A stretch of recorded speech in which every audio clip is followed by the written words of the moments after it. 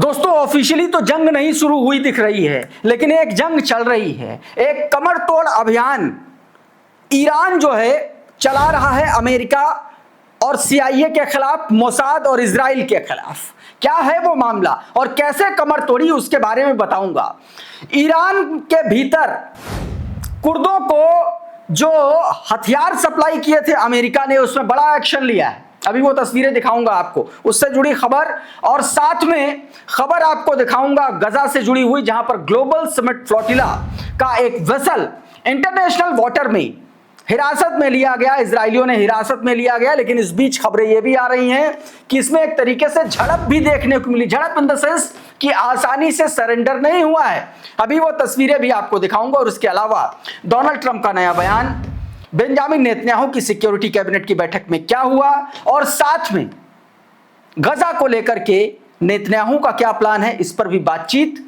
और अगले 24 से 48 घंटों में अमेरिका कौन सा बड़ा काम करने जा रहा है। और स्टेट ऑफ हॉर्मुज में ईरान ने एक नए तरीके का ब्लॉकेट लगा दिया है जी। और ये ब्लॉकेट एनर्जी को लेकर के नहीं है, गैस तेल को लेकर के नहीं है, ये ब्लॉकेट इंटरनेट को लेकर के है। पूरी खबर बताने जा रहा हूं। सबसे पहले जरा इस तस्वीर को देखिए।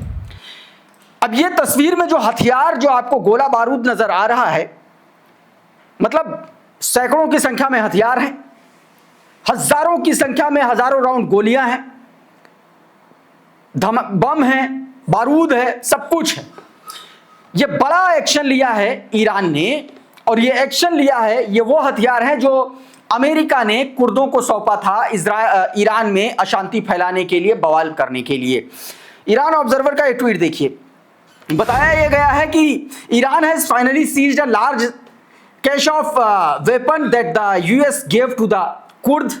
बताया गया कि ईरान ने भारी संख्या में, भारी मात्रा में गोला बारूद और भारी संख्या में हथियारों को जब्त किया है। ये वही हथियार हैं जो अमेरिका ने कुर्दों को सौंपा था ईरान में अशांति फैलाने के लिए। ये दोस्तों सीधे तौर पर कहा गया। आगे इसमें बताया गया कि president Trump has repeatedly stated that he sent weapon to the Kurd for the protesters in Iran. कहा गया, मतलब यह भी बताया गया कि लगातार इसका दावा डोनाल्ड ट्रंप करता आया है कि उसने ये हथियार कुर्दों को सौंपे थे ईरान में प्रोटेस्टर्स के लिए। दोस्तों यानी रिजीम चेंज का पूरा प्लान था, लेकिन ईरान ने सब कुछ पलट के रख दिया। एक और बड़ी खबर निकल के सामने, और यह खबर है दोस्तों, यह खबर है सीआईए और मोसाद पर चले ईरान के हंटर की। इस खबर को देखिए। अमेरिका इजराइल युद्ध शुरू होने के बाद 6,500 से ज्यादा देशद्रोहियों और जासूसों को गिरफ्तार किया गया है।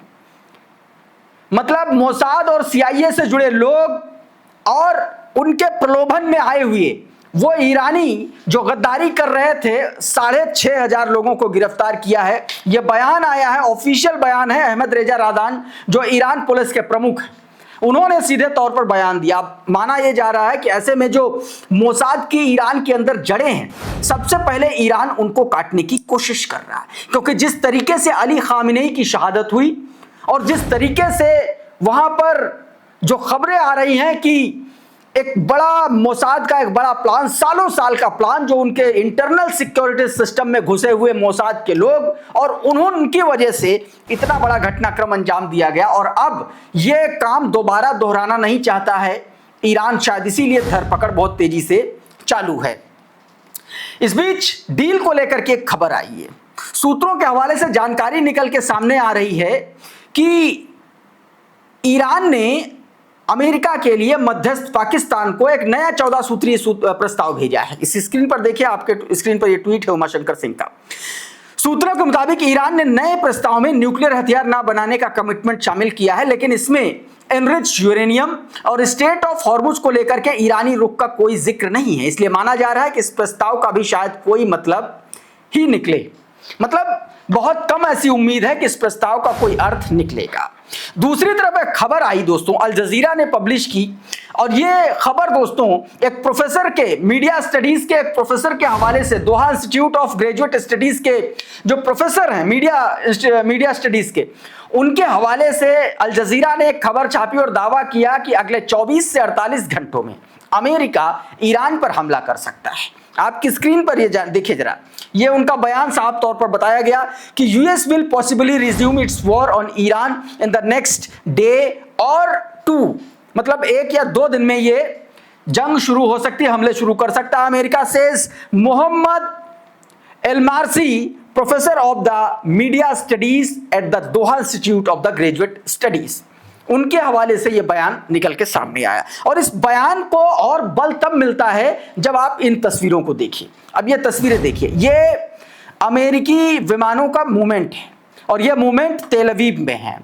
ये तस्वीरें साफ तौर पर बता रही हैं कि किस तरीके से भारी संख्या में बीते 24 घंटों में अमेरिकी विमान जो है वो तेल अवीव में लैंड हुए हैं और भारी मात्रा में गोला बारूद और हथियार वहां पर इकट्ठा किए गए हैं। चैनल 13 ने भी इसकी पुष्टि की है। आपकी स्क्रीन पर एक ट्वीट देखिए, सुलेमान अहमद ने क्या लिखा, कहा है कि dozen of US military cargo planes loaded with the ammunitions have landed in Tel Aviv over the past 24 hours. बताया गया कि बीते 24 घंटे में इजराइल की राजधानी तेल अवीव में दर्जनों हथियारों से लोडेड विमान तेल अवीव में उतरे हैं। इजरायली चैनल 13 ने भी कहा है कि ये जो डिलीवरीज हैं ये आने वाले हमले का, यानी कि संभावित हमले के लिए तैयारियों के मद्देनजर ये किया जा रहा है दोस्तों। तो ये एक बड़ी खबर है। उधर इन तैयारियों को लेकर के ईरानी रक्षा मंत्रालय के प्रवक्ता जनरल रजा तलाई का एक बयान आया निकल के सामने, इस आपकी स्क्रीन पर। इन्होंने कहा कि ईरान किसी भी नए हमले का सामना करने के लिए पूरी तरीके से तैयार है। मतलब ईरान हर एक मूवमेंट पर नजर रख रहा है और उसको लग रहा है कि तुम करो एक बार हमला, फिर हम तुमको बताते हैं कि क्या हश्र इस बार होगा। क्योंकि ईरान पहले यह साफ कर चुका है कि हमारा जो भी हथियारों का खजाना खाली हुआ था वो भी भरपूर हो चुका है और अमेरिकी रिपोर्ट्स में यह दावा किया गया है कि सब कुछ ठीक हो चुका है ईरान के भीतर। अब हमला शुरू करोगे तो पहले से ज्यादा करारा जवाब मिलेगा। यह यूएस इंटेलिजेंस की रिपोर्ट है जो तमाम सारे न्यूज प्लेटफॉर्म पर ये छपी हैं खबरें। उधर इन्हीं अटकलों के बीच एक और बड़ा बयान आया। यह बयान दोस्तों सुप्रीम लीडर के सलाहकार का आया।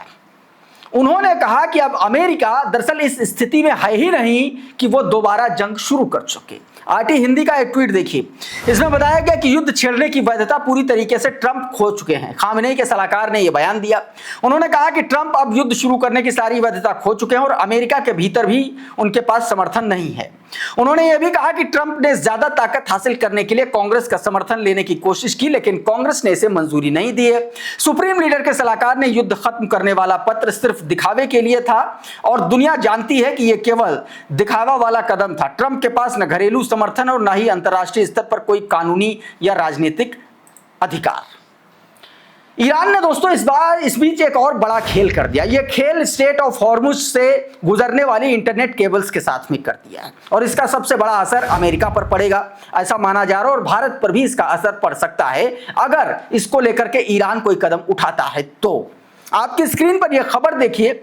इस खबर में बताया गया है कि 17 मई को, यानी कि एक दिन पहले, कल 18 थी और इससे एक दिन पहले 17 तारीख को CNN में एक रिपोर्ट छपी जिसमें स्ट्रेट ऑफ हॉर्मुज के नीचे बिछी समुद्री केबल्स को एक नए रणनीतिक और आर्थिक हथियार के रूप में इस्तेमाल करने की तैयारी ईरान कर रहा है।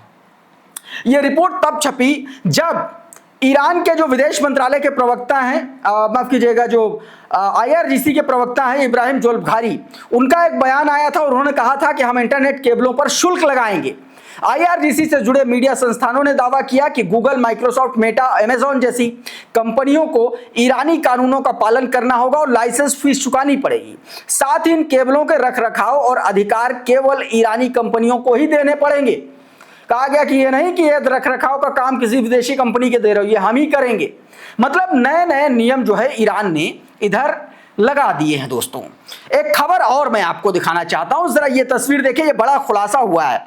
ये फॉर्मर इजरायली डिफेंस एडवाइजर की तरफ से एक बयान आया जिसमें दावा किया गया कि जो इराक में इजराइल ने चोरी छिपे अपने अड्डे बनाए थे, सैन्य अड्डे बनाए थे, जिसका खुलासा एक चरवाहे ने कर दिया था, उसके बारे में खुलासा आया कि बाकायदा इजराइल के इस कारनामे को, इस कांड को सपोर्ट था, बैकअप था अमेरिका का। यह मिडिल ईस्ट मॉनिटर की खबर बताया गया कि former Iraqi defence minister adviser Mueen al Jabouri said Israeli military movement in Iraq's desert area were carried out under US cover, accusing Washington of having deceived official in Baghdad.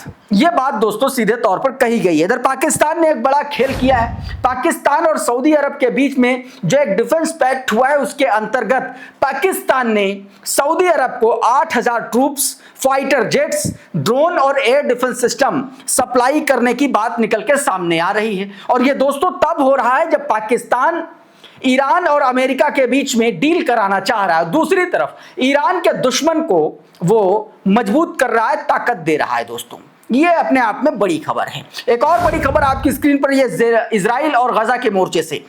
Israel आपको पता है कि IDF ने अभी 2 दिन पहले Hamas के एक बड़े सैन्य कमांडर को मारा है। उसके बाद बीते दिन यानी कि रविवार को बेंजामिन नेतन्याहू सिक्योरिटी कैबिनेट की बैठक ली। इस बैठक में बेंजामिन नेतन्याहू ने कहा कि गजा में हमास के खिलाफ उसका अभियान जारी रहेगा। मिडिल ईस्ट मॉनिटर की यह खबर है। इसमें बताया गया कि Israeli prime minister Benjamin Netanyahu said the Israeli enemy approaching the completion of its military campaign in the Gaza Strip following the killing of senior Hamas leader. Speaking during the weekly cabinet meeting on Sunday, Netanyahu said Israel would continue targeting Palestinian faction leaders, stating, "We eliminated the number 1 in Hamas, Haddad." Number 1 की बात कर रहा है दोस्तों। तो ये अभियान भी जारी रहेगा, ये बात दोस्तों निकल के सामने आई। अभी के इस वीडियो में बहरहाल इतना ही। बहुत बहुत शुक्रिया, बहुत बहुत धन्यवाद। आप जुड़े रहिए आपके अपने चैनल द लाइव टीवी के साथ। नमस्कार। द लाइव टीवी, सच सबसे आगे।